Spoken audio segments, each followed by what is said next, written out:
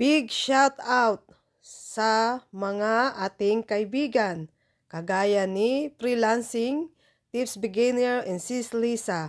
At also, wag natin kalimutan ang Gamo Production. Salamat sa kanyang community. The Sniper or The Sniper, thank you sa iyong community.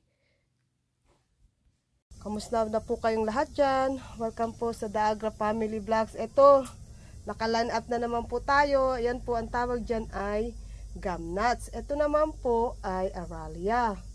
Ito naman ay flax.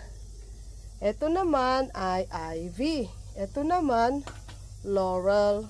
Meron din tayong green beech. Tapos meron tayong mga cypress, meron tayong acuba. Ito po yung line up ng cypress natin. Yan yung pinagkakabalahan ko po ngayon. At ang spruce para sa Pasko. Yan, marami po tayong na harvest. Fresh po yan. Sakit ng aking mga kamay. Pati ang aking asawa. Pati ang aking worker. Pero, yan po talaga trabaho natin sa farm. Hindi na po yan maaalis. Siyempre, nakakapagod. Pero, trabaho talaga. Hindi na natin yan mawawala. Wala naman trabaho, hindi mahirap eh. Pag matulog nga, bago ka matulog, nahirapan ka pa magposisyon. Ito pa kaya marami kang gagawin. Pero okay lang yan. Ganyan talaga ang buhay. Maraming trabaho, maraming gawa. Sabi ko nga, pag nasa farm ka, hindi natatapos ang trabaho. Araw-araw may trabaho. Ganyan talaga.